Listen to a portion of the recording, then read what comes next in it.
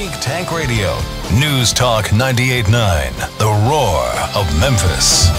Welcome, everyone. We are the Geek Patrol, and our microphones don't have a stun setting. Today's episode of Geek Tank Radio is brought to you by the Society for the Prevention of Cruelty to Eardrums. This isn't really so much, we're not getting any money for this. It sounds like more obviously. of a court-appointed type thing, you guys. So. I think you got your mail backwards. I think that was sent to you certified. I think so, yeah. Well, yeah, he is certifiable. Anyway, so many ways. Yeah, welcome to Geek Tank Radio, everybody. I'm Joe Thorderson here with my friends Brandon Olmstead and Allan Gilbreth and our buddy Max behind the glass. And we have a special guest we're going to be introducing momentarily. An old friend of the shows. You know, people that have listened for a while are going to know who this man is. So, guys, quite a bit to get to in this hour of the show. And then, of course, we always have our bonus digital content that we get to later when you listen through Spotify or YouTube. But in this hour, Brandon, we've got, of course, we've got another interesting mailbag, GTR mailbag. It's not a bad geek confession, and I don't think this one triggered you, right? This is a reasonable comment, because right? this guy actually marked it as not being a bad geek confession, but being as a question. Actually, we don't know if it's a he or she. Well, that's true. They didn't. They didn't mark it. And so Anyway, Joe's illegitimate son at gmail.com it kind of makes me think it's a guy. Yeah. Okay. And I don't know if we'll get to this hour or probably later in our digital segment. We're going to talk about how suffering can often inspire great art. How many great stories or great pieces of music were written out of somebody's tragic events in their lives, and they put it to they harnessed that suffering and made it into a piece of art. I will give you one quote by a and made it into I will a piece give of you art. one quote by a music recruitment talent agent I know. Yeah. She goes, "I have just found a wonderful new star. Somebody hurry up and break his or her heart so we can get some great music out of them." Absolutely. So I think that's going to be part of the bonus digital thing where we can unpack that. And we've got other stuff. We're not going to even bother teasing it. We got a lot of, just stay tuned. And I promise you're going to be glad you did. However, it's time to introduce our guest, Max. And I think Space. That's all you got? Okay. Anyway, I thought there'd be more fanfare for that. Anyway, it's our good buddy Jeremy Veldman. Jeremy, you are the president of the Memphis Astronomical Society. Is that correct? Allegedly, yes. Okay, because I got to keep track of your titles. So, okay, Jeremy, you're an old friend of ours. We've known you forever, and you also like to, you've done Comic and Fantasy Convention for some of our Geek 101 field trips, and during the convention itself. But Jeremy, you're a big space geek, very well versed, right? I mean, absolutely.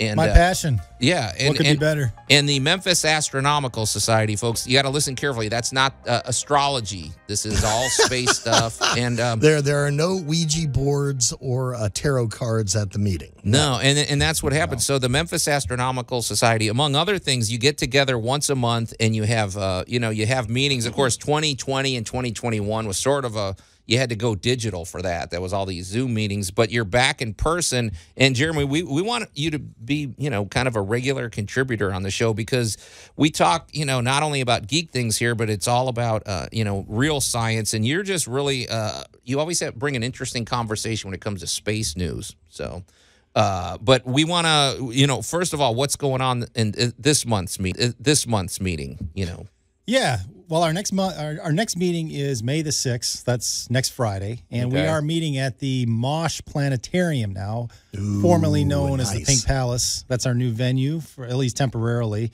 Mosh stands for Museum of Science and History.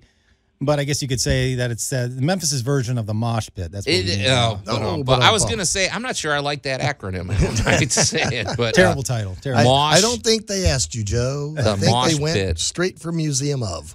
Okay. But we got a planetarium now, including a dome projector that once in a while they let us use, so we can do some pretty cool things. And next month, or next week, actually, May the 6th, we've got one of the more practical meetings coming up. If you are interested in observing night sky events, and 2022 looks like a pretty interesting year. We've got 2 lunar eclipses coming up. We've got a couple of meteor showers, including a possible meteor storm an occultation of Mars by planetary alignment for those astrology nuts out there. Hold, wait. What did you say about Mars by the moon? There's going to be an eclipse that the moon is going to block Mars. Exactly. It's called an occultation. It's actually December the 7th, so it's toward the end of the year. We've got plenty of time to prepare for this. Every 2 years, Mars reaches opposition. Opposition is when it's at its closest point to Earth. It's kind of like the planetary equivalent of a full moon. It's on the opposite side of the Earth. So it'll be nice and bright, and a full moon on December the 7th will actually occult Mars. So if you zoom in with your telescope, and we will actually show this at our meeting next Friday, May the 6th, the moon's disk will block a bright Mars. Pretty cool. Time out. I got a question. So, okay, sorry. One thing with you, Jeremy, you always trigger a lot of questions, and if I don't ask them right away, I'll forget. But so you're looking up at Mars because, Mars you can actually see with the naked eye, right? You can see that little bit of orange or binoculars, right? And Binoculars, that's it comes ideal. on in, yeah. Right. But I'm just sitting there, so you're looking up. Well, you're saying the moon is going to pass in front of it, or I guess that's what I'm trying to figure out. No, the moon will be full, or it'll be a bright moon. So it'll be a full moon, and Mars will also be bright too, negative 1.9. I'll spare you the details, but basically, it'll be a similar in brightness to Venus, not quite as bright because it's Mars is near opposition. And yes, a full moon will essentially move in front of a bright Mars and block it, basically occulting Mars. How long is that going to take? I mean, that's it sounds like you're talking about hours of yeah, it's not going to happen within here. seconds. You definitely got to block out some time. But sorry, Jeremy, that doesn't sound nearly as exciting as like a solar eclipse or anything. I mean, no offense, that sounds like a if real you have hardcore ADD, a solar eclipse is definitely a better option. We got to wait 2 years for one of those. But this, if you have a telescope, all right. Joseph's waiting to hear if Marvin is going to take something out with this plutonium. Right. I think we're going to have to put Joe in the corner until Jeremy leaves. It's okay. It's okay. All right. I'm going to back up to the key word because we're used to meteor showers. yes, And since the Mark Twain days, we really haven't had really serious what you would call a meteor storm. But Correct. since we're back, rotationally, we're kind of getting back into the seedy neighborhood. So the option here is, what is the difference between a meteor shower and a meteor storm? well, a meteor storm has the potential to be more pronounced. So we're talking brighter fireballs, more frequent, and possibly a good show. Now, the caveat is, again, possibly. With these things, you just never know. But long story short, May the 30th is the day.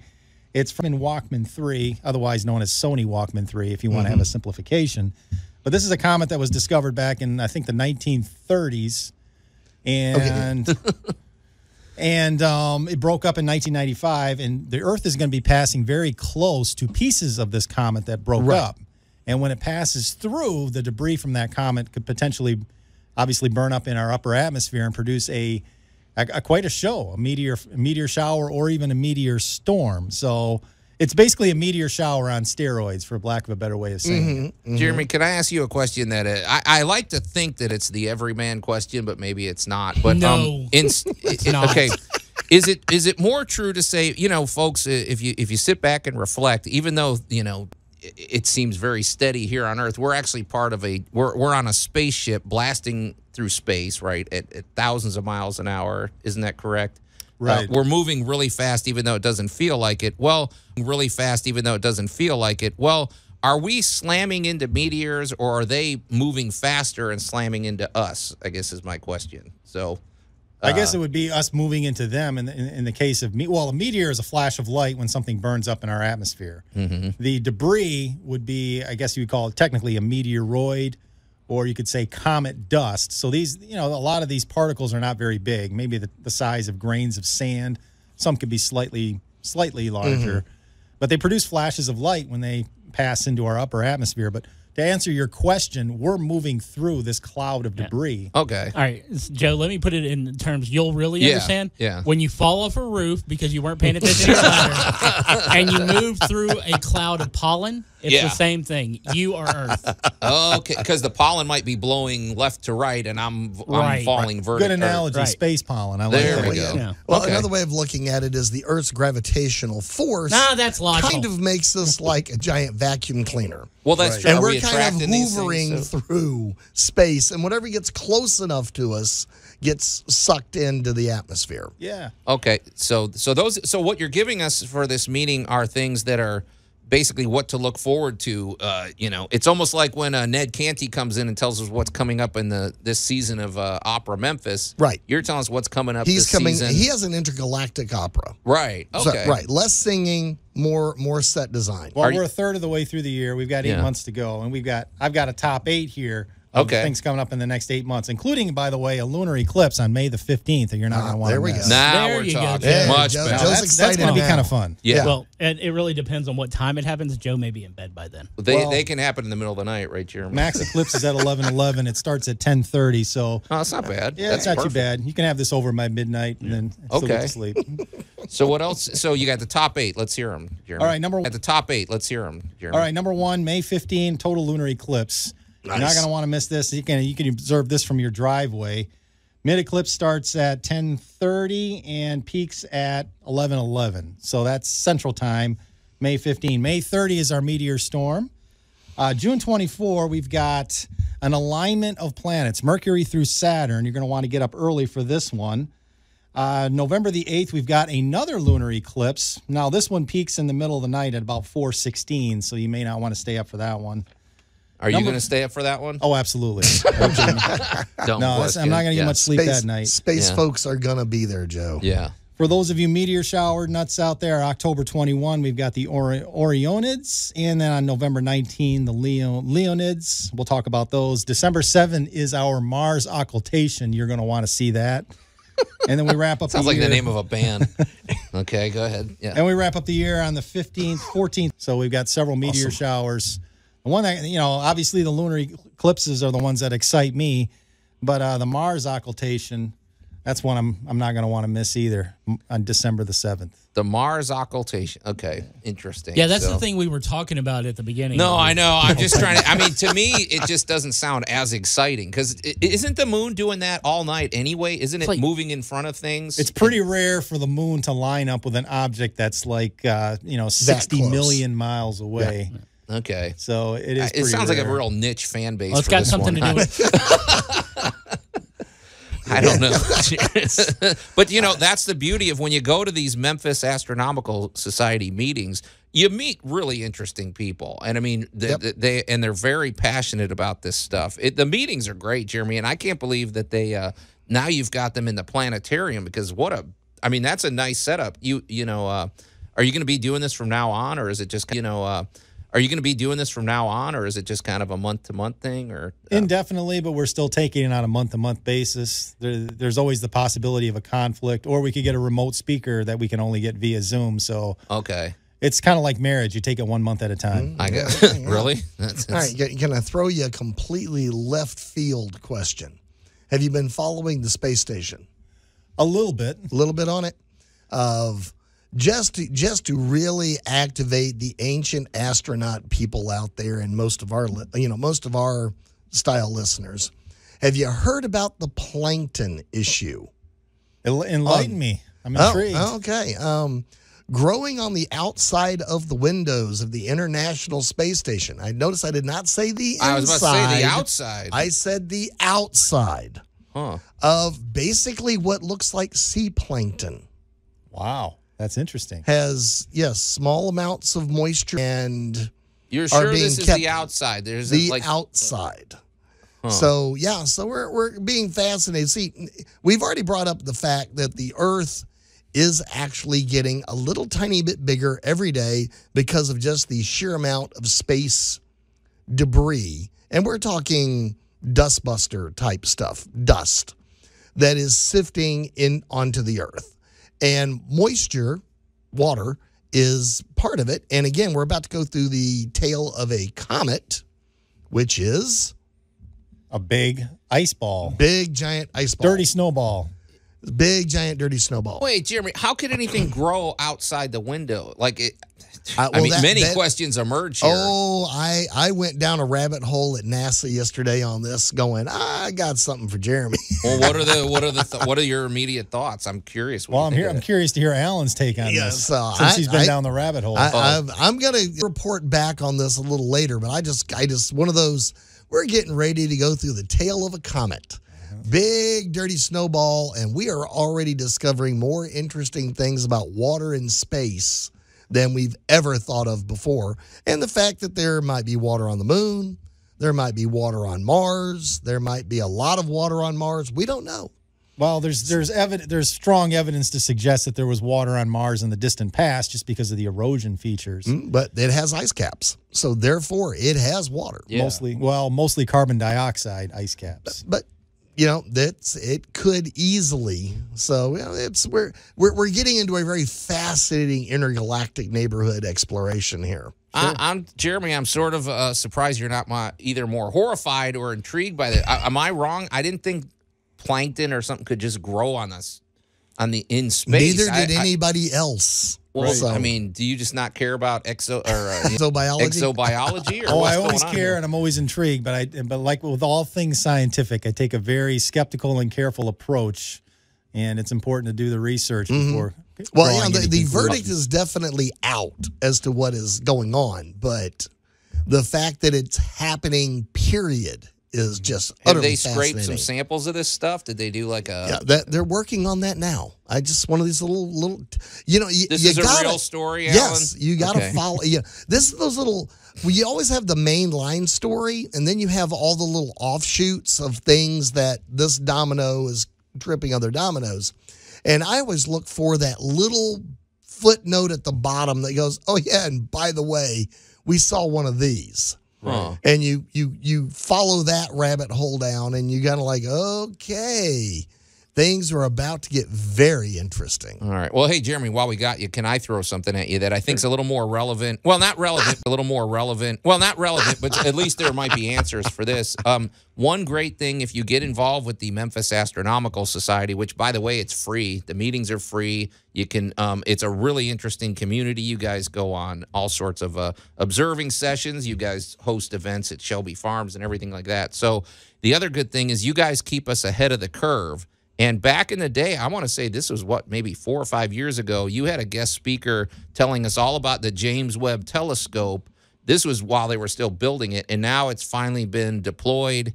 What's the latest on the James Webb Telescope? Because that's the one I'm really excited about. So, yeah, we had a speaker actually back in January. He's a professor at the University of Memphis who has reserved time on the James Webb Space Telescope. And his area of research is in... Can you bring him in here? Possibly, yeah. You should. That would be great, yeah. Yeah, and he got 29 hours of reserve time on the James Webb. Oh, his area of research, in active galactic nuclei, and it's still kind of the chicken-egg argument as far as how galaxies are forming. But without getting into too many details, it's fully deployed.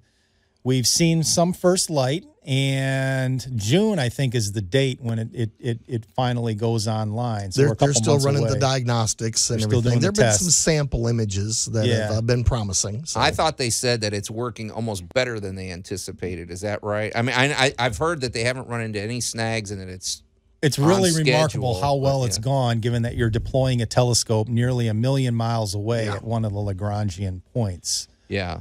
So, yeah, for as well as it's gone, there's going to be a whole new level of research and a new window that opens up on the universe from this, because we're looking back so far into time that we're seeing galaxies in the early stages of the universe that the Hubble simply couldn't reach. And the light has been to the point where it's now in the infrared portion of the spectrum. Yeah. That's what James Webb is mainly going to do. Because it's picking up, it's detecting things that the Hubble couldn't detect and everything. And just the notion, when I heard that it's 100 times more powerful, that still just blows my mind. When you look at how powerful the Hubble was, and to think that it just, makes that look like an antique. A school bus versus a tennis court. Yeah.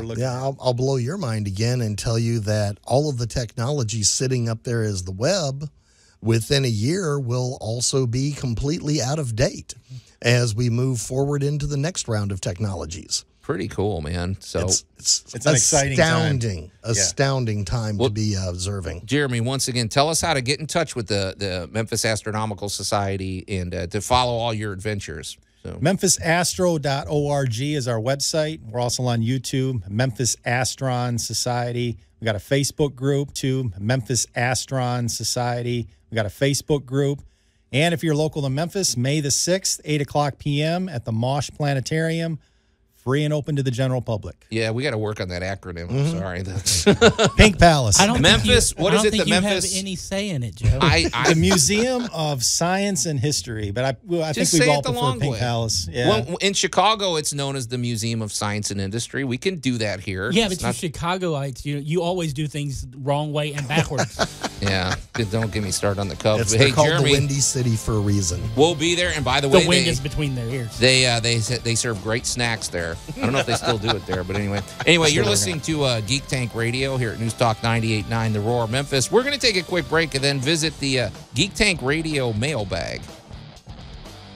Geek Tank Radio. Wait, are you saying there's a final fight full of CGI where the hero fights a bad guy who has similar powers? Yeah, I guess so. Now that is a Marvel third act. I love it. News Talk 98.9 The Roar of Memphis. Yeah, truer words were never spoken.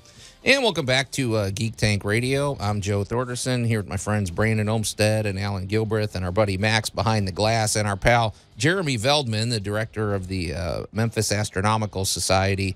He's sticking around. We're moving on, though, Jeremy, from our space news. We're bringing you into our world now. So I'm intrigued. Yeah. So, Brandon, it looks like somebody else has weighed in on the mailbag. Mail time. The mail's here. That means we get to see our old friend, Mailbox. Forgot about that one. I don't know. Max just loves this stuff. I don't get paid enough for this. Okay.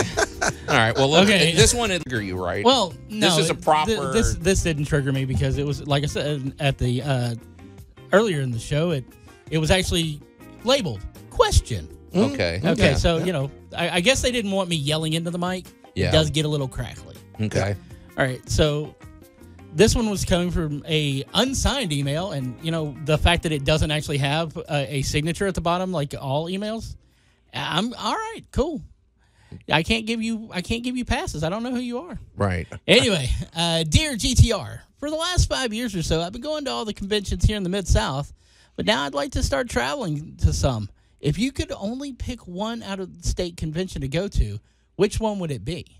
Now, of course, we'll go around the table and say, we can each weigh in. And right? I'm gonna say, whatever convention you go to, it's gonna be based on what your fandom, central fandom will be.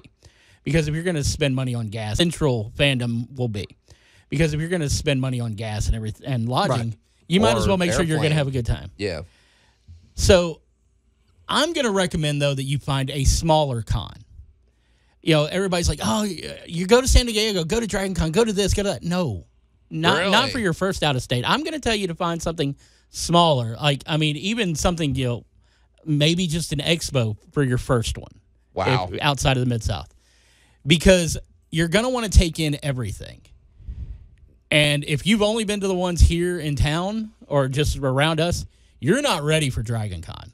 No. See, you're not ready for Dragon Con. Now, in a couple of years after you hit some of these smaller ones, after you hit like a couple of like the anime cons in the Middle Tennessee and stuff like that, then go for Dragon Con. You'll be a seasoned pro and you'll be prepared, because Dragon Con, which is my choice for your eventual event.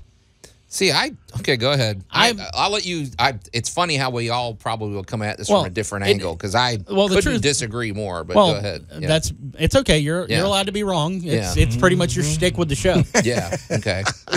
But Dragon Con, it takes place over Labor Day weekend? Yes. Alan? Yes. It's a 4.5 day event, because it's an exercise in sustainability. Yeah. You've got to have like the full on I could do this all day Captain America attitude to do Dragon Con. But it is something, and you're going to look like him when he says that at the end of this thing. It really is. It's one of those things. As a geek, I think that every geek should experience the full Dragon Con experience at least once. But I know a lot of people are going to tell you San Diego. Don't go to San Diego. They're just going to take your money. It's a bad con. I knew it. I'm just 3 minutes in. I'm like, somebody's going to bash San Diego. Well, I saw that coming. I saw that coming. The thing is that all it is, I stand in line for 14 hours to get into a panel that I'm probably not going to get into because of the capacity. So I can see 3 minutes of digital footage that is going to be on YouTube in 2 hours. Right. Okay. And everything there is so expensive. Now, Brandon, okay, I could possibly agree with your perspective, but you missed a crucial thing. He or she said they've been going for 5 years to all the conventions here in the Mid-South. Well, that's a lot of experience, and it's a lot of variety. Joe, you're missing the point here. When you start going to conventions outside of the Mid-South, you're going to come into a culture shock. Because while every small convention, you could say it's like, well, you're going to expect this. There's going to be a cosplay contest. There's going to be, an artist alley. There's going to be a vendor room. You may know those things, but you also want to experience the town around said convention, because that's part of the travel experience.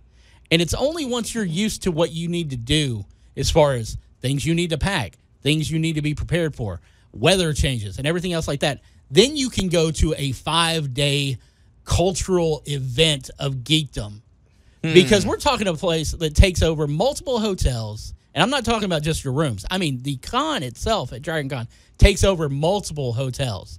And you've got a parade. I mean, a genuine geek parade on the Saturday morning, which in and of itself is an experience. Allan, I'm curious what your thoughts are, because I don't really agree with Brandon, but no. But I think part of it is, well, go ahead, Brandon. I'll give you my opinion in a second, but I'm always interested in your perspective, because having probably done more conventions than any one human being should ever do in their lives. You were doing like 30 a year. I was doing 30 a year for a number of years. Yeah. Now my perspective is a little different, but one, pick a con whose theme you want. Right. Mm-hmm. Different cons, different themes. Take a look at who their guests are going to be. Are you interested in these guests or no?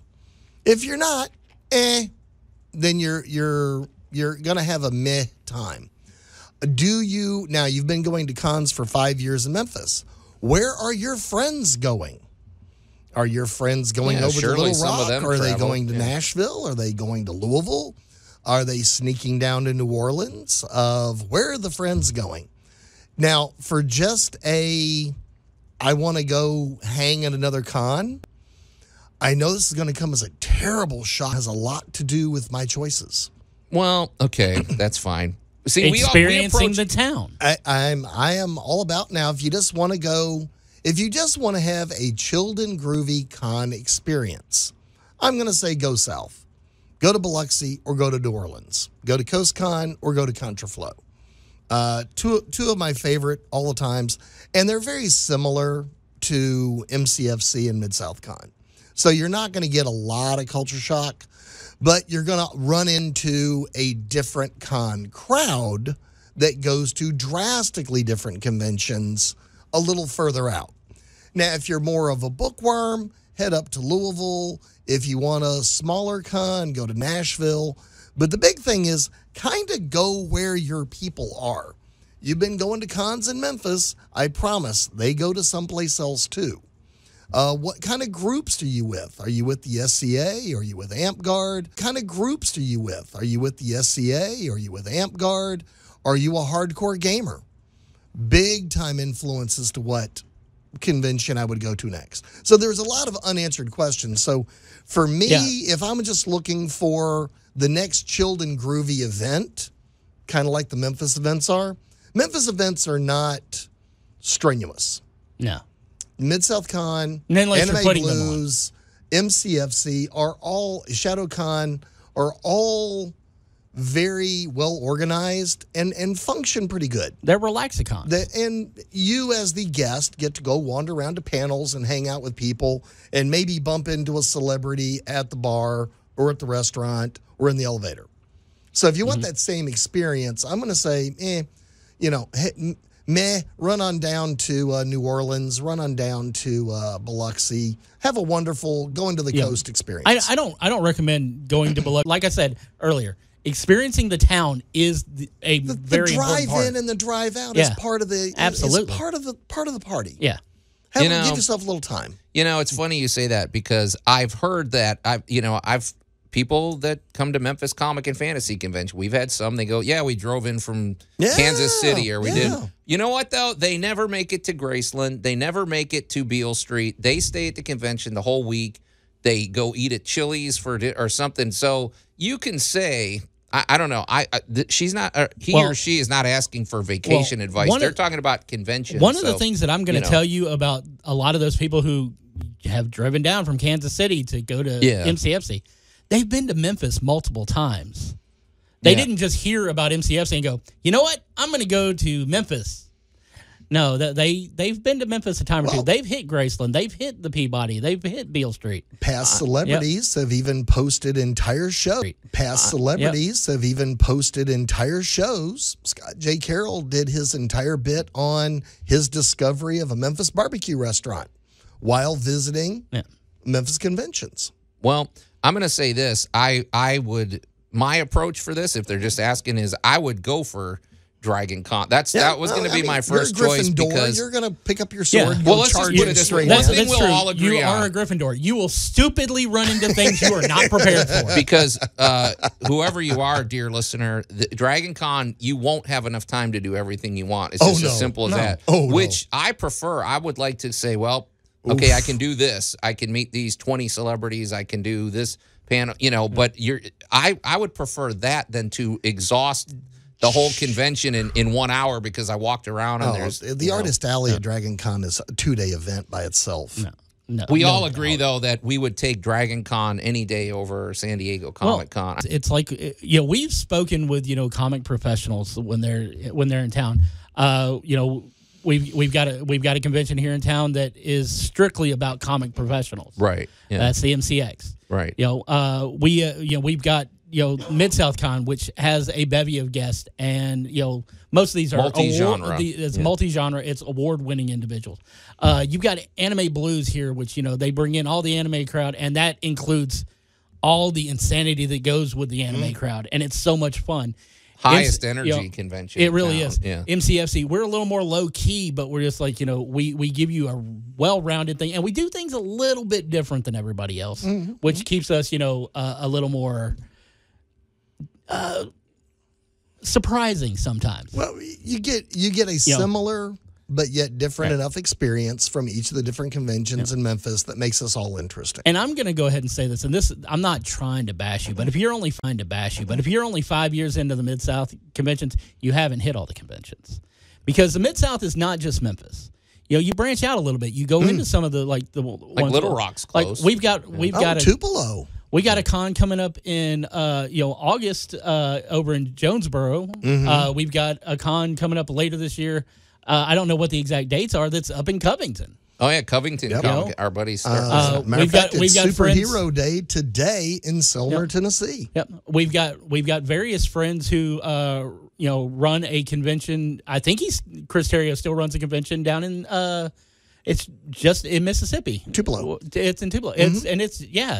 I wanted to add one caveat because my plans are to get to this convention one day. I've always wanted to go to Star Trek Las Vegas because I've heard if you're a Trek fan that that's a really good one. It's the right size. It's got, there is first off, in Vegas is going to have that little extra push that's going to go, oh, that is so awesome! I can't believe they did that. That's because they did take a lot of people's money in order to do it. Yeah, but I think you would have a blast at Star Trek Vegas. It's in August, which so it's all going to be inside because it's 120 degrees out. But yes, it is a desert. But I've always somehow just schedules never line up. But I want to really try to do that. I will say that my secondary, if you're going to go to a big convention, my secondary outside of Dragon Con is New York Comic Con at the Javits Center. So that's a good one because I've heard. Yeah, it's like more, like San Diego without all the pretension. Okay. Well, I mean, and I'm not throwing any shade on San Diego as a city. San Diego is beautiful, and it's my favorite place in America. If you get a chance to visit San Diego, you should definitely visit San Diego. If you really want to go to San Diego Comic Con, if you really want to go to San Diego Comic Con, and you are lucky enough to get your tickets before the website crashes, do it just so you have the story. Yeah.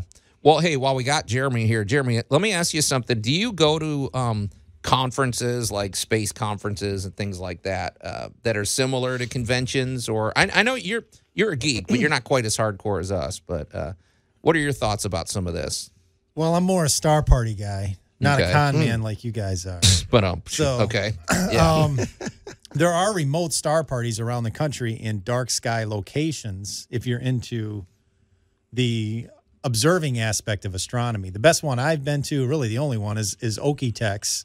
As we speak, there's one in Texas called the Texas Star Party. Texas has several of them. El Dorado. There's one in Nebraska. There's one in Florida in the winter. So if you want to go south, get away from the cold weather, and do it's booked like 2 years in advance. But in the world of astronomy, there are not only conventions, but also star parties. Yeah. Is there any overlap to because I've always been interested in going to a UFO conference, and I just think it would be interesting because, I mean, UFOs are you could have rational scientific people mixed with the Sasquatch crowd, and I think that would be an interesting Why you got to bring this up when I'm between you and Jeremy? Well, Jeremy, you can't. A UFO is a legitimate thing. You just don't know what it is. Oh, absolutely. Versus speculation that it's somebody. I'm just wondering, is there any interest for? Would you ever want to go to one? I think would, it'd be, yeah. There are. I'd have to research it more. But, yeah, a UFO conference would be kind of fascinating because you get both aspects of it. You get the sci-fi, which can – the imagination is a good thing. Let it run wild, but then the science part of it kind of reins you back in. There's a reason why they're called unidentified flying objects. There's multiple explanations. The reason why they're called unidentified flying objects. There's multiple explanations. Yeah. But the little green men in flying saucers is pretty intriguing. Yeah. Well, and to tie this in with what we said, because, boy, we really beat this subject into the ground. But, Brandon, one thing I would highly recommend, no matter no matter what you choose, research the event thoroughly. And, it's always a good idea to go on YouTube because, for example, Brandon, I was interested in going to Roswell. I've always thought I'd like to go to their UFO event. It's always around the 4th of July. And I'm like, okay, I'm going to plan on doing this because my daughter moved to New Mexico. And I thought we could drive a couple hours, go see it. Well, I researched it, and when I got the brutal honesty of what it actually is like, it's not that great. It's like they said, it's like a street fair. They have a parade that lasts about 8 minutes. You buy some souvenirs. It's 100 and something degrees, and it's over. And I'm like, well, it kind of broke my heart a little bit, but I would hate to. What are they going to do? Go give you a tour of the base? Well, I don't know. Tour of the base? Well, I don't know. I'm just saying. I would imagine Roswell would be like the king of conventions or the king of whatever, but it's not. The thing is, though, there's a bar out there in the middle of nowhere in Rachel, Nevada. Yeah, the thing. I'm just saying. That's why I do your research. The thing about Roswell is that they've got visitors that come through all the time. If you want to get your UFO souvenirs at Roswell, you can do it on a random Thursday. Yeah. Yeah. But New Mexico in and of itself is a beautiful place. Yeah. So I would definitely take in any UFO themed whatever while you're there visiting. Right. But yeah, it's like just go because it's cool to go. Don't go on the 4th of July because as much as we give you grief, I like having you around, and I don't need you dying of dehydration. Well, and one last anecdote. I once I've always wanted to go to a Star Trek convention, and my son knows this. He went with us, and there was a great guest. They had about 5 really big names. The guy that plays Tuvok, I always forget his name.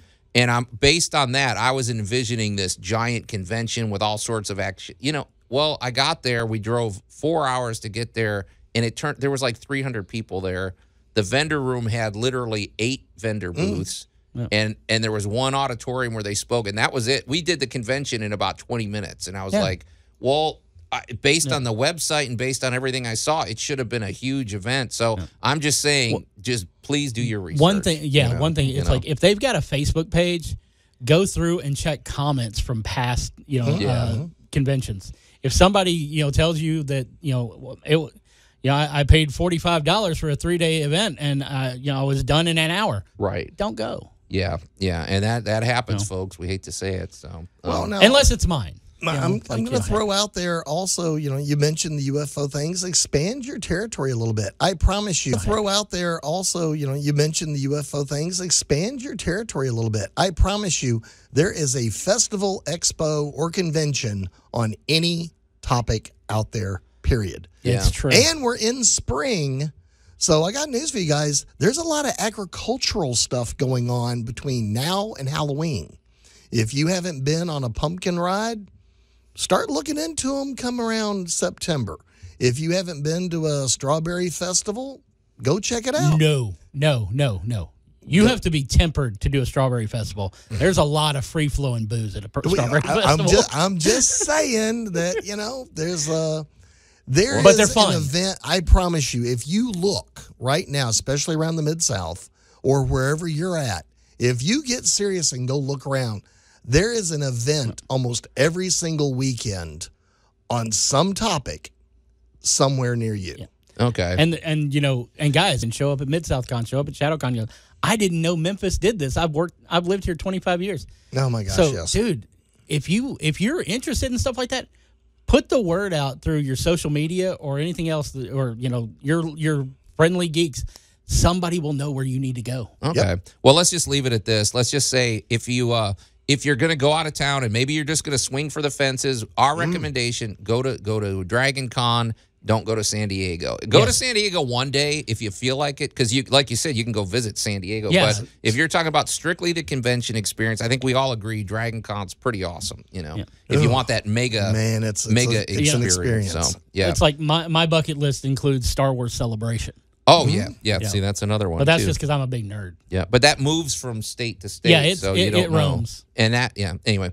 Hey guys, before we get out of here though, it behooves us. We lost a legendary comic book artist. This week, or what a couple days ago. Neil Adams. Yesterday. Who yesterday? Okay, well, I mean, and let's just be honest. He's a bit of a controversial figure in the sense that he likes to say what's on his mind. Which he's sometimes rubs people the wrong way. He's not known for holding his tongue, but he defined a generation of comic art. He did. Specifically, what are we talking, like the late 60s and then on? No.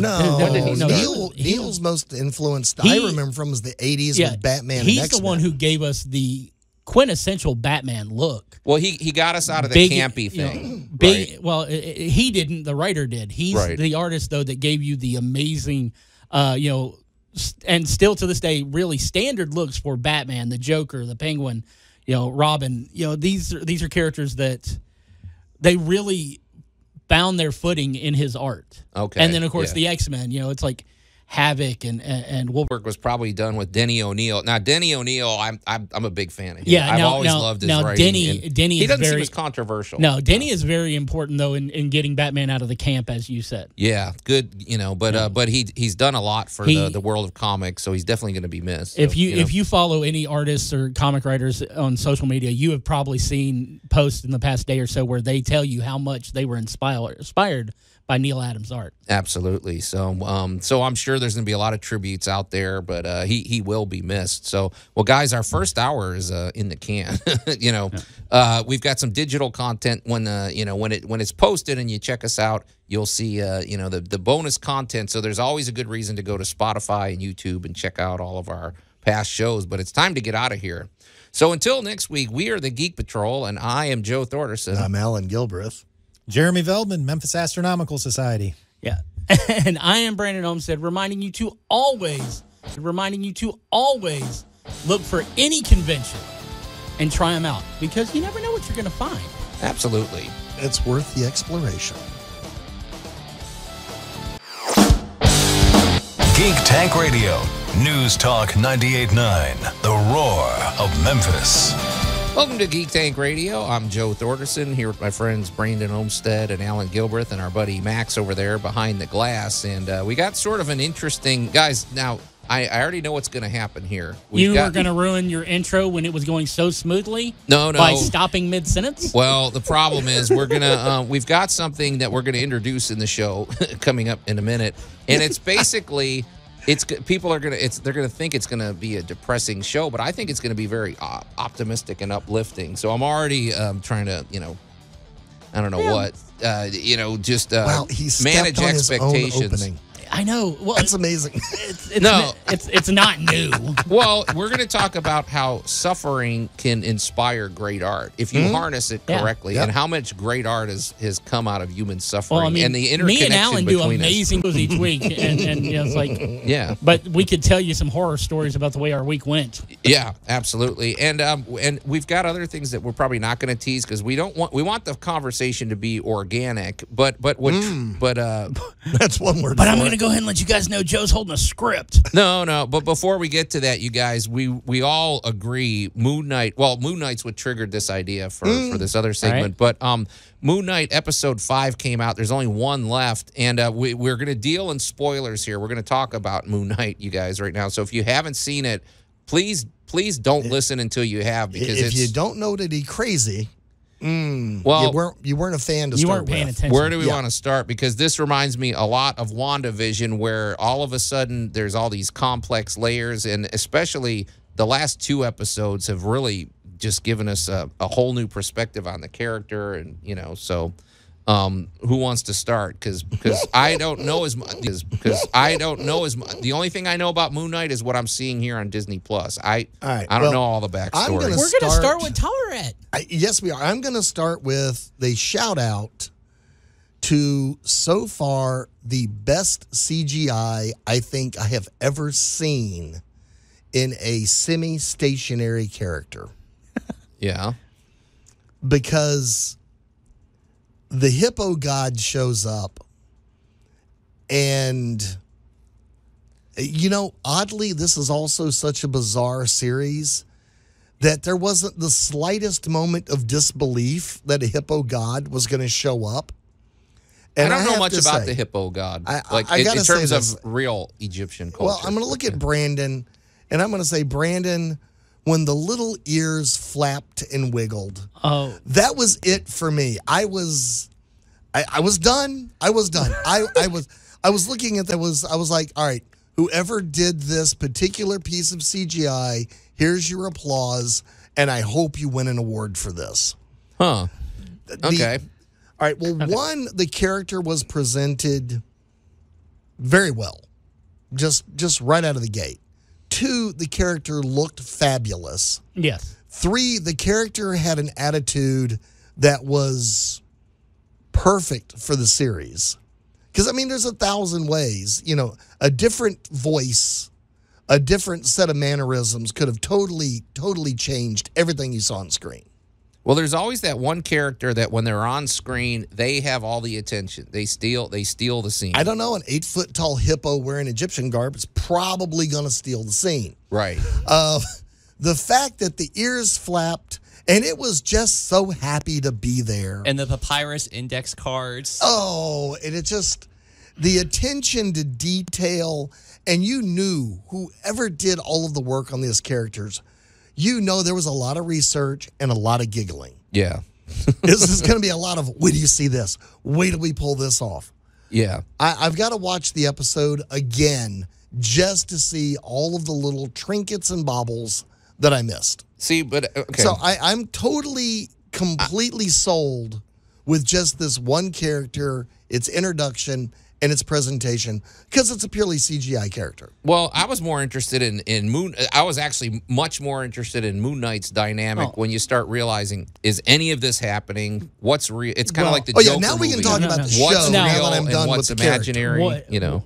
What I still love is that the Great One, who is it's the goddess of protection of mother and child during pregnancy and childbirth, is now their guide into an afterlife. Wait. Okay, I didn't know that. Yeah. That's what suggestive now that we know the backstory. Now that we know that the creation of Stephen Yes. comes from abuse from the mother. Yes. Because while it may not have been a traditional pregnancy, we did see the birth of Stephen in one of the flashbacks here. Quick question: Is this the same origin in the comics? Like, did his brother? Basically, he took his brother exploring in a cave. His brother drowns. No, because his brother actually became the Shadow Knight, which is a villain. So this is, and eventually Mark had to kill his brother. Yeah. Oh, great. He's got a lot of discernment. This was less disturbing than the actual comic book. But as a kid, he accidentally caused the death of his brother because he took him into a cave. He took him into a cave, and that's then trauma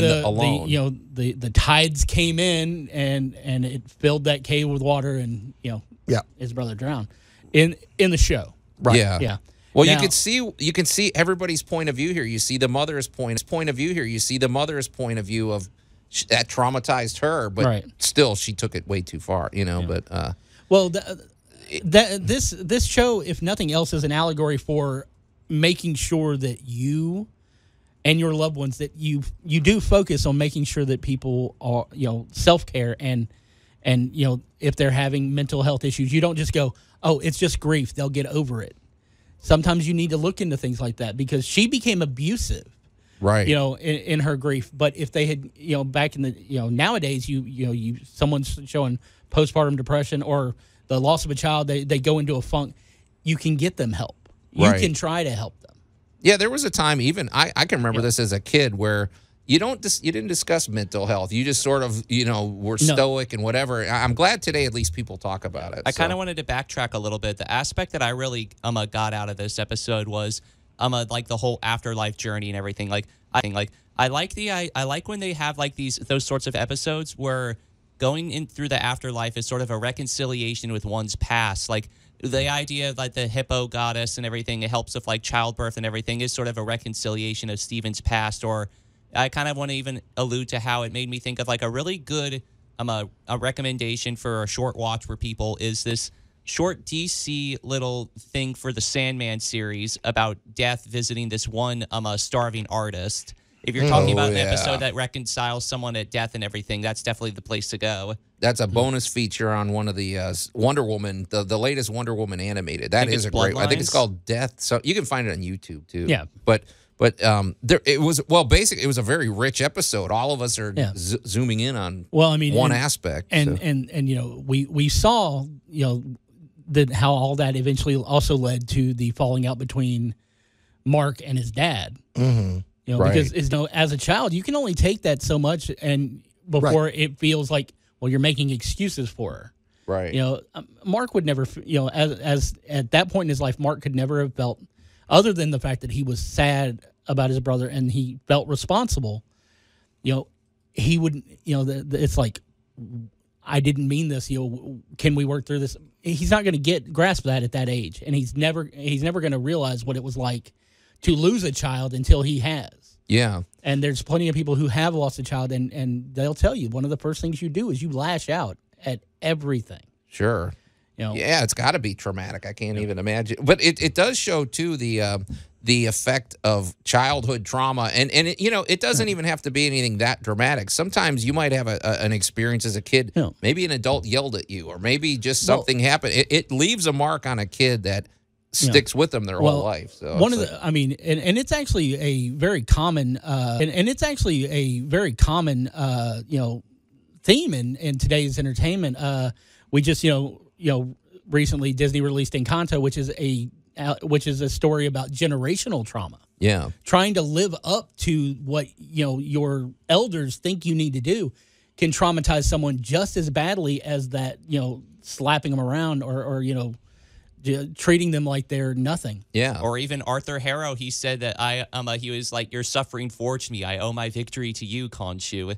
Right, right. Which I had so many questions too, Brandon. I don't know if it's we're dealing in spoilers here, but he's becoming maybe my favorite villain. I love this guy, Arthur. He's very dynamic because he thinks he's a hero. I love that. Let's talk about the skill being brought to the table by the actor. Well, but also though, I'm curious about why he puts broken glass in his shoes. His own suffering. Shoes. His own suffering. I get that. So he's doing repentance, right? No, but right. But Alan, you're absolutely right. Ethan Hawke is just knocking it out of the park. Oh my gosh! I'm watching this and I'm going, I don't know where they kept you in the fridge for a couple of years to keep you from using any ounce of talent on something else, but this has been astounding. And they're giving him good dialogue and everything. Oh, but yeah, gosh. he's great. Yeah, so. too many things that Ethan Hawke's have been in have been just like that we see him in that he gets focused on. It's things like Sinister and The Purge. But meanwhile, if you check out some of his more smaller dramatic roles, things that don't even get theatrical releases, he's just an amazing actor. He was great back in the Dead Poets Society when he first started. Just completely. I love some of these shows where they are taking some of these truly amazingly talented people, and they are really, honestly, you can tell the director in them sat down and went, all right, how are we going to do this? How are we going to get this done?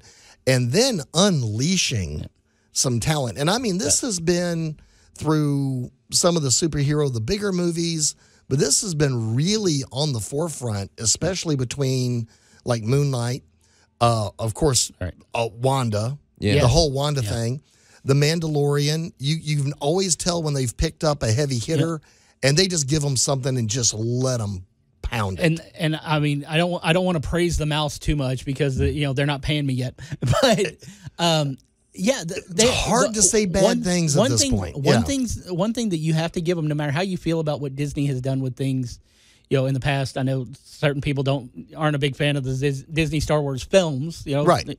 Yeah. But when it comes to their shows, especially the stuff on Disney Plus, they know writers' room. Now, whoever puts that room together, they know what they're doing. But I want to take a step back with Harrow and with Ethan Hawke's performance.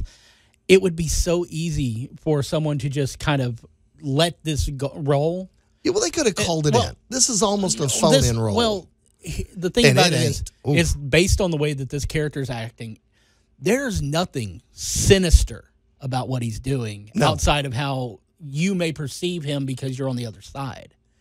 Yeah, but that's the thing. I don't even think he's a villain. Everything about what he's doing, it's very much, and this is something Marvel is really good about.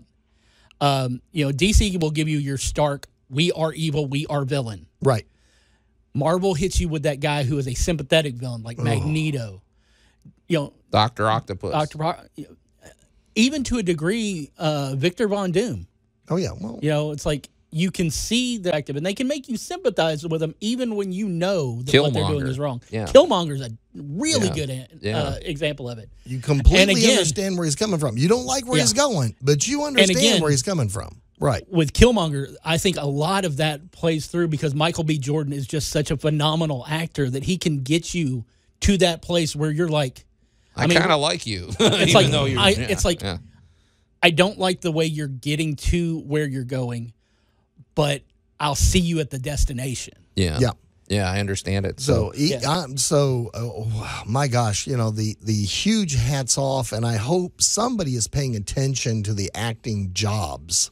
Yeah. That these, I'm going to quote unquote fluff series are doing, because these are not true dramas. But if you're watching this, this is a hardcore drama. I honestly think, and just putting it out there to Disney, this is a free idea. I honestly think doing a retrospective series where you take these Marvel actors who have played the villainous but not necessarily villainous roles, these actors who put so much of their heart and soul into these roles. Michael B. Jordan, Ethan Hawke now in Moon Knight, Elizabeth Olsen in WandaVision, because she's both the hero and the villain. Yeah. Yes. Because you can say it's like, well, Agatha. No, she did a lot of bad stuff. As much as she did a lot of bad stuff, it was all because Wanda did something that allowed her to. Right. Yeah. And just. Well, there's something about the pantheon of actors that are working in these movies and shows that are being, just poo-pooed aside by, your high-end director who'll never do a superhero film. These actors are bringing stuff to the table that your actors could only dream about bringing.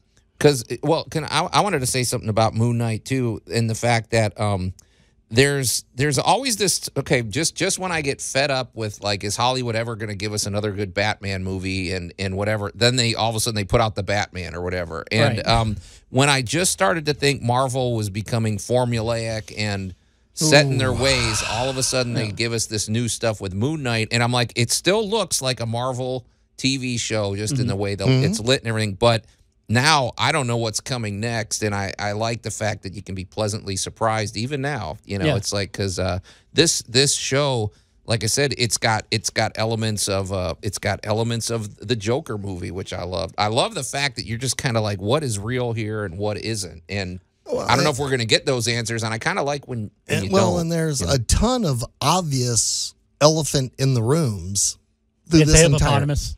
Well, it was a hippopotamus. But, you know, the sarcophagus jumping up and down in the corner, the fact that he's hailing a cab, the fact that he's this, and the fact that, is this, and the fact that, it's just this constant barrage of Jake symbolism. Of just boom, boom, boom, boom. But Allan, you're looking at this as somebody that knows about Moon Knight. I don't know anything about him, so for me, that's interesting. But it's a sarcophagus jumping up and down in the corner. You may not know from the comic book why it's jumping up and down in the corner, but it is. Yeah. And you know that it means something. It means something, obviously. And you have been cued to pay attention to the water dish, the sarcophagus. The QR code on the side of the door. You know what they're doing, too? I want to mention one little detail that they've done, and I think they've been doing this ever since they started these miniseries on Disney+. It's at the credits, you don't just say, okay, the credits are up, it's time to turn it off. You watch all the credits because there's stuff in there. Even the images, like, I love the fact that it took 5 episodes, but I was like, why are they showing us this staircase in the middle of a desert going up? And all of a sudden, the 5th episode, you're like, oh, that's why they have a staircase. That's why there's a staircase. Is there a staircase that goes to nowhere? Yeah, and it's like, that's just all these little symbols and stuff are cool, man. And, did you catch, like, I know you probably haven't done this. Okay. But this is one of those shows that when I get a new episode, leading up to that new episode, I go back and watch all the episodes leading up. It's basically like, instead of starting the book where I left off, I'm going back and reading from the beginning until, I get to where it's the fish. The one fin fish. Yeah. That is in Steven's aquarium. Yeah. In the apartment. Changes. Yeah. Yeah, all these. It's cool the picture details that his little brother was drawing on the last day that he. Yeah, we are telling everybody we've given the spoiler warning several times, but yeah. I want to do that I'll too, be Brandon. honest, I'm going to go back. This conversation hasn't been smooth enough that you could guess what's going on in this. Yeah, but watch. As soon as it's over, you're going to go back and rewatch and catch all the stuff you missed. Yeah. Right, you missed half of it. So, easily. Joe, at the end of this episode, what is your question going forward? Well, I still wonder. Is any of this real? Yes, it's all real. Or because I don't know, man. It's like we've seen. What's real to me is the fact that his brother died, but then again, maybe it's not his. Maybe he fabricated that part to account for his mother being abusive or something. I don't know. I think anything's on the table, personally. No, Joe, you are exactly where they want you to be. Yeah. They want you to think that every single fact, everything you know during this series is questionable and it's on the table and has yet to be revealed who and what Moon Knight is going to be by the end of the 6th episode. And you've only got an hour left. Well, and I wanted to. We haven't even really praised Oscar Isaacs. I want to give him a lot of credit. I will say this: when this show started, it's just like with WandaVision. The first 2 episodes, I was like, okay, it's good, but it didn't suck me in and really intrigue me. But and then part of Steven just started getting on my nerves. I'm like, he's too whiny. He's kind of mealy-mouthed or whatever. And then I'm like, now that we're in episode 5, I'm like, Oscar Isaac's performance is what made all that possible for me, because he played him that way, and and I'm like, he's just doing a great job. And when he was banging his head together on that last, again, spoiler alert. Yeah, Steven came through. He protected Mark like he was supposed to. Right. When they were being attacked by the Lost Souls. And you've got to realize you have a single actor. Not acting against himself. Well, you have a single actor having to portray two different characters to the point you will actually discuss them as separate individual characters on the show. Yeah, that's nothing. It's no easy feat, man. I don't know what that's like. That is the hallmark of a performance. Because we've seen that in the old days when you had to do it, like I think on the Brady Bunch when they had they had some episode where they had to put two people. Right. Well, these days it's obviously a lot more sophisticated, but I just wonder, acting wise, that's a huge challenge still, keeping all of that straight. So anyway, hats off to Moon Knight, and we can't wait to see how it's going to wrap up. But in that vein, you guys, we're going to have a really interesting discussion when we come back. We're going to talk about how suffering can inspire some of the best art. You're listening to Geek Tank Radio here at News Talk 98.9 The Roar, Memphis. We'll be right back. Geek Tank Radio. News Talk 98.9, The Roar of Memphis. I don't know what that was, and I don't know how to react. But anyway, welcome back to Geek Tank. It was there. That was just Max trying to lobby for a better radio station for him. He wants to get away from us. Okay, I don't know what that was. Anyway, I'm Joe Thorderson here with my friends Brandon Olmstead and Allan Gilbreth and our buddy Max behind the glass. I see what the problem was. My headphone jack was loose. I didn't hear any of that, you guys. So we were discussing Moon Knight, who had a few screws loose, and now Joe's got his mic thing loose. Yeah, apparently his headphones were loose. I didn't hear. Okay, audio. Live radio, whatever. Do we need to start over, Joe? No, we're good. So, guys, we were talking... is there a hippo god behind him? That's we're talking about Moon Knight, and so we're done with the spoilers. So if you tuned out, you can now tune back in. Joe needs he needs help. Yeah, no, I think I need new headphones. But hey, guys, so in that vein, we were talking about what a dynamic character Moon Knight was, and he's definitely a broken person. We can all agree. Whatever's going on with Moon Knight, he's got issues. Well, it all sort of coalesced into an idea we wanted to discuss now, and it's all about the notion of suffering. And what's interesting is shortly after I watched Moon Knight, I watched there's some videos on YouTube that I really enjoy. And I'll just give him a shout out. It's called The Professor of Rock. He's a guy that does these deep dives. He might just pick one song, and you learn the history of a song, or you learn some things about a group that you didn't know. And one of the songs that I watched, he did "Under the Bridge" by the Red Hot Chili Peppers, which is a pretty Under the Bridge. I think everybody knows that very song. Very popular song. Well, and I remember when it came out, because back in the day I was living in San Diego, and I saw when the Red Hot Chili Peppers came out of nowhere and just became this huge group, and I remember that song, and to be honest, I thought the song was actually kind of I would call it uplifting, or at least I didn't realize there was such a dark history behind that song. And what I discovered in this video was he was talking about Anthony Kiedis. I guess he's the Kiedis. Kiedis. He's the lead singer, and at this point, this is a guy that's got all sorts of money. He's dating, supermodels, everything. Right. And yet, at the same time, he's got this terrible drug addiction, and he's sleeping under bridges in downtown L.A., surrounded by, gang members and doing all sorts of drugs and everything. And when he came out of that, he was very isolated, and he finally kicked his drug habit, thank goodness. But he wrote this song, Under the Bridge, and I was like, I had no clue. And it's such a powerful song, and it stood the test of time, and it got me thinking about how much it could be. Anything has come out of suffering, and I'm thinking it might be an interesting thing to roundtable here, just harnessing human suffering and making art out of it. Basically. I don't want to get too dark on any of this, but I mean, look at comedians. Bingo across the board. I mean, how many comedians have we lost early in their careers, in their lives, because of drug addictions or suicide, because of the fact that they're so, it's all about depression and them wanting to make you laugh so you don't worry about them. Well, it's also a coping thing. Yeah. Sometimes people have, and it might not be that serious of trauma, but they're basically, it's a way to overcome pain. We've all heard the whole, if I don't laugh at it, I'll cry. Yeah. Well, there's kind of a platitude in the background about comedy that's been going around for decades, and that is, comedy is nothing more than pain plus time and delivery. Right. Because, or than pain plus time and delivery. Right. Because the things that are funny are generally uncomfortable for somebody else. Yeah. Well, if you're gonna talk about somebody's ex-girlfriend that you didn't like, well, now you're gonna begin to exacerbate everything about the ex-girlfriend you didn't like, and Right. it becomes funny. Or I remember, gosh, this thing probably one of the biggest comedy videos ever was. Wasn't it Eddie Murphy's where he's wearing the red leather jumpsuit, Raw, and talking about throwing shoes at people? Yeah. Pop, that had to hurt.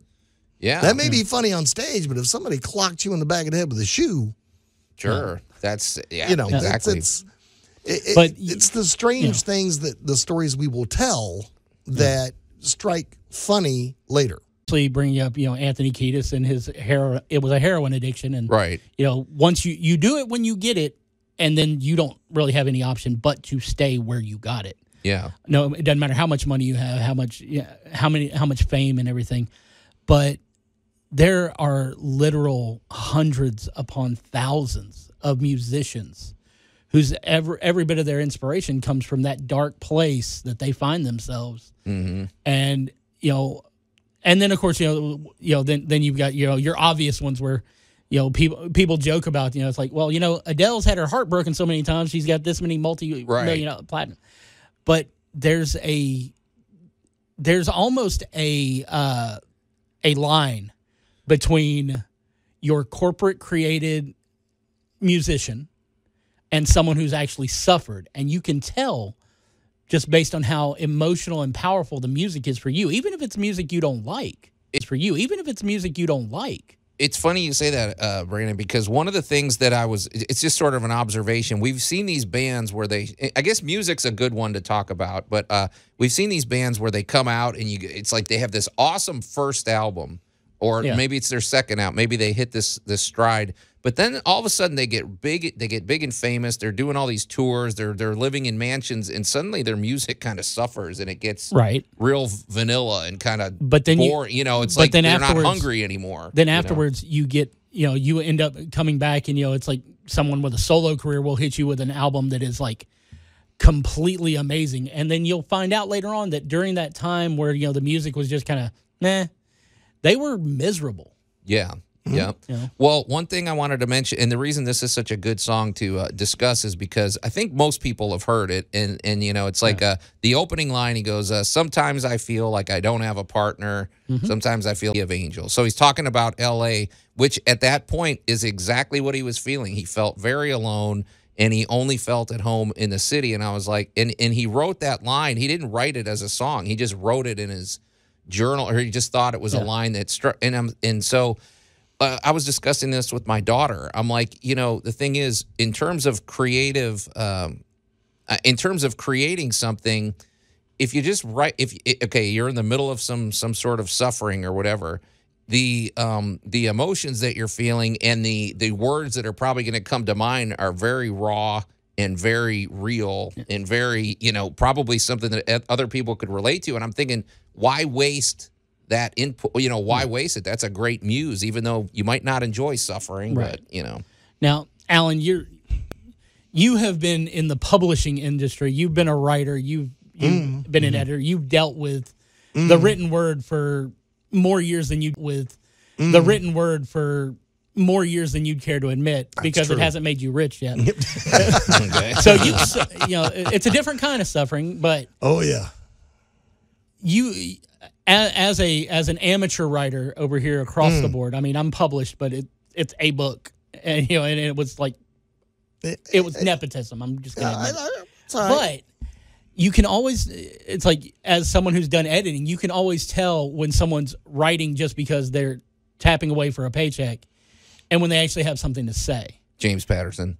Sorry. Well, I was still.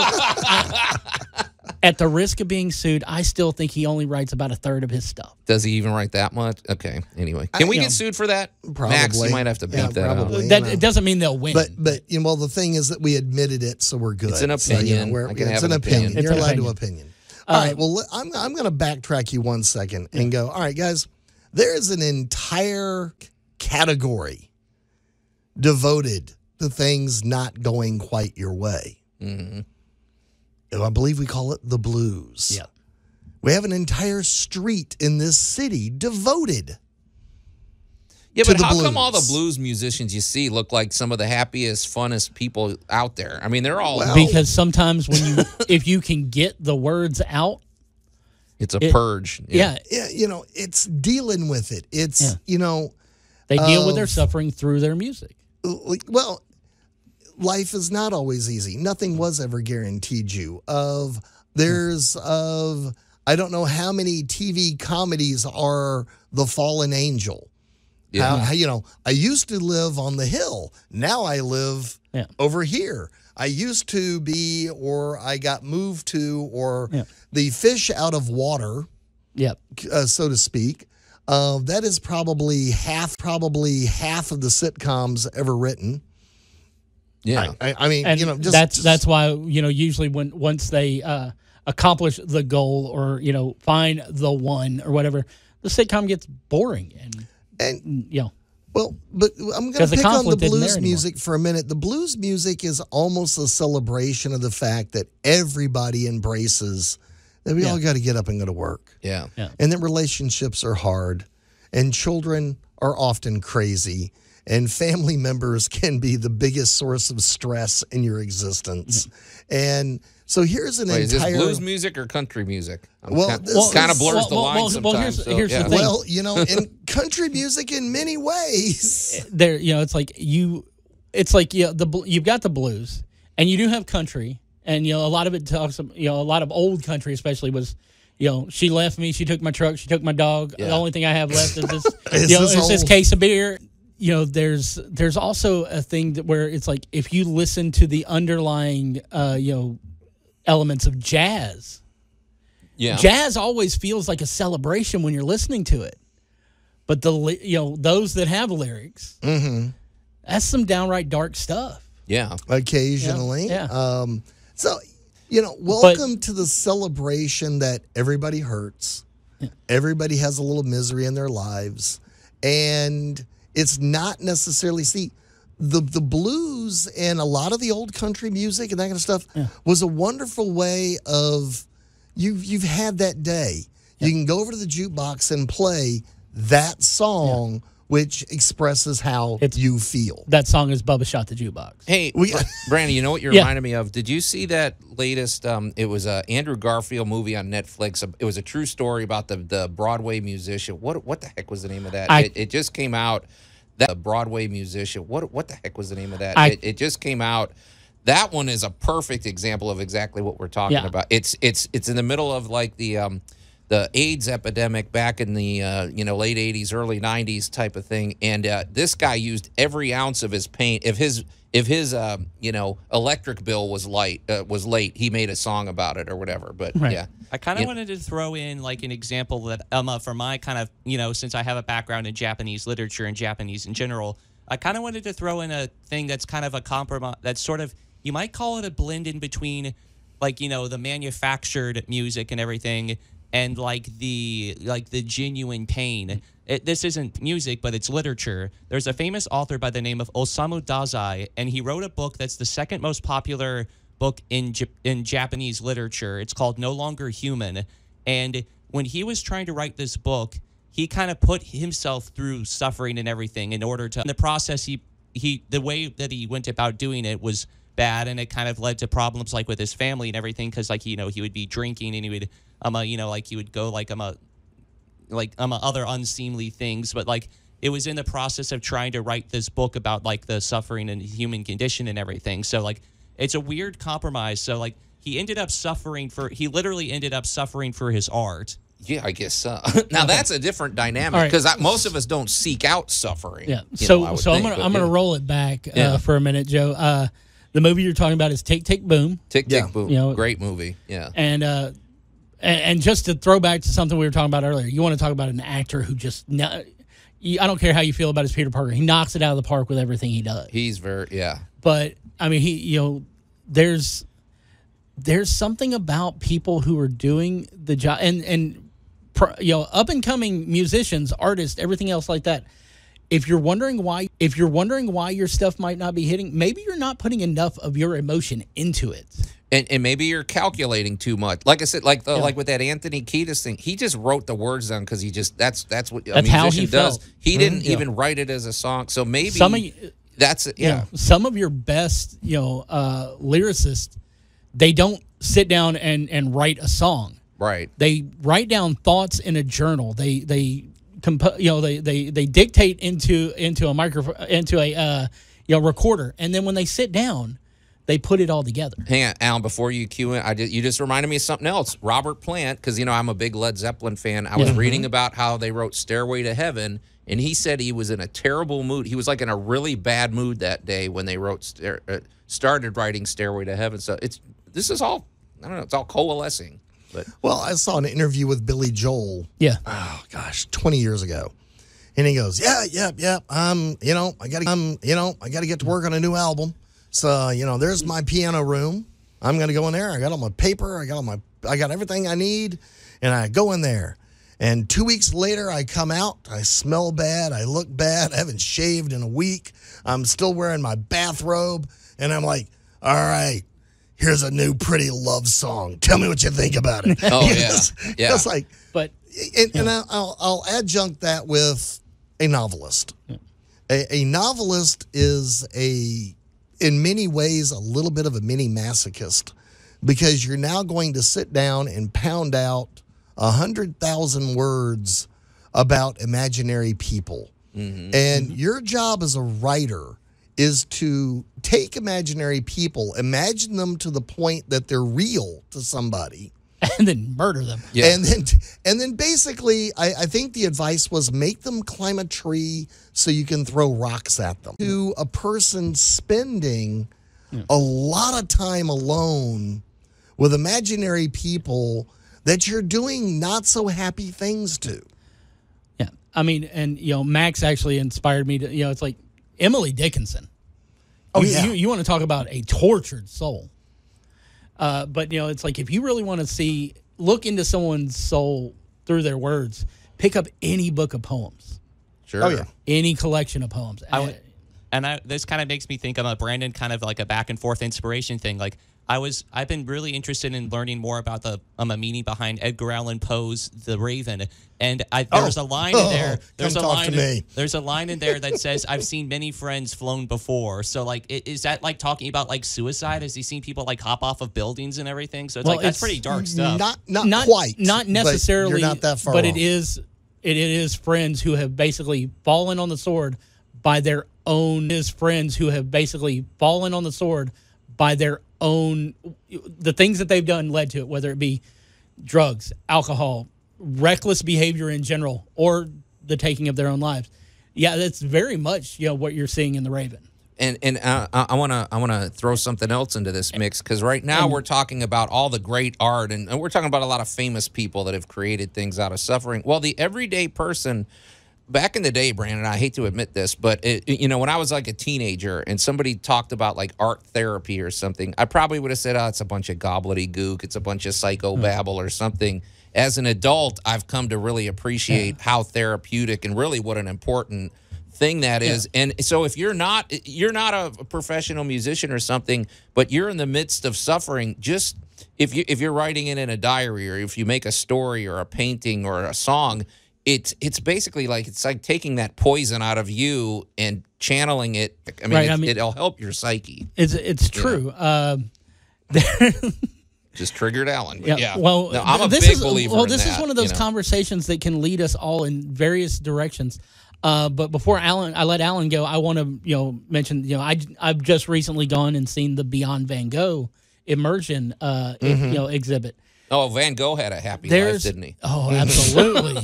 There's a lot of correspondence there between him and his brother Theo, where you can see where it's like he wants to be happy, right? But he can't find his way, and it doesn't matter how much Theo supports him. There's just that thing. The only honest thing that's helping him is his art, right? And then of course you get to see the self portraits. He does he did thousands of them. And then there's that moment where you don't want to laugh, but you have to, because eventually you get to this group of portraits where his head is wrapped. Because he cut off. His head is wrapped. Because he cut off because his ear. he cut off his ear. Mm-hmm. Why is that funny? Okay. No. It's because you're watching in the. I don't want to give too much away because I want people to experience this exhibit on their own. It's traveling around the country, right? Right. So it's in Memphis right now. I think the last time you can see it, if you're here in town with us, need to go. is May 30th is when the exhibit closes. Okay. So you got a month. But yeah, you're watching these things alter, and then all of a sudden, his head's wrapped. Yeah. And you're in there, and there's somebody who doesn't know the story behind Van Gogh, and they go, "What's honestly, wrong with him?" Seeing it chronologically like that really does make an impact. It really does. Yeah. Well, I will give you Edward Litzkanen. Yeah. I will take your Edward Litzkanen and give you Taylor Swift. Yeah. Okay. You know, in a lot of ways, I can tie those two together. I'm sure you can. Edward Litzkanen, he was a little bit of an eccentric. He lived in Florida. And an eccentric from Florida. I no know, kidding. it's so scary. But between 1923 and 1951, he created something none of his neighbors or anything knew, and it was basically out of a broken heart. Okay. It's in Homestead, Florida, and today it is called the Coral Castle. Oh, that's right. And okay, you mentioned that on Tool Talk Radio before. I have. The guy but got I'm brokenhearted, and I'm going to mention it for a different reason this time. This guy moved thousands of tons of coral rock and carved basically his own entire world, including swinging walls that weighed tens of thousands of pounds that you could push with a finger. Yeah. So this was a guy that just basically went, okay, I'm in America now. My sweetheart's not coming. I'm a laborer by day. What am I going to do? So at night, he created his own world that is still there. You can still go see it. But if you want to see the power, and we're talking about the power of suffering and creativity, this wasn't music. I mean, this was thousands of tons of rock. Well, and a man that was barely 5'5". Well, this was not a huge guy. I think if there's a lesson here, it's basically if you are suffering, don't just internalize it, do something with it. And you know, a lot of actors, they'll do the same thing. If they have a headache, they channel it. They use it you take what you've got, and it might actually How be do you a cry blessing so in easily? disguise. I go to a dark place. Yeah. A lot of actors will tell you that too when they have to do a scene where they might have been having a great fun day and they're not in the mood to cry, so they have to make themselves think of terrible, sad things to make it happen. The Stuntman had how ruthless out of his actors. Yeah. And some truly rough scenes. You're like, oh my gosh, what a complete jerk. Yeah. But, the biggest thing here is take the things that are happening in your world and move them forward. The idea is advance. Take the next step. Everybody's going to lose a parent. Everybody's going to lose a family member. It's going to suck. Yeah. There's no way of making that good. But the thing is, can you move it forward? Can you play it forward in a positive manner? Yeah. Pretty interesting discussion, you guys. And we would love to hear what you think. So, get in touch with us, call us or text us at 901-683-0989 or go to our Geek Tank Radio Facebook page or something a little more serious than we normally discuss, but I think it's worthwhile. I mean, it's sometimes you got to be serious. Yeah, good insight though today. But I think we have not exhausted this subject, but we've exhausted the clock, you guys. It's time to get out of here. I've exhausted my patience. Exactly. So until next week, we are the Geek Patrol, and I am Joe Thorderson. I'm Allan Gilbreth. I'm Maximilian. And I am Brandon Olmstead, reminding you that suffering for your art is not just a cliche.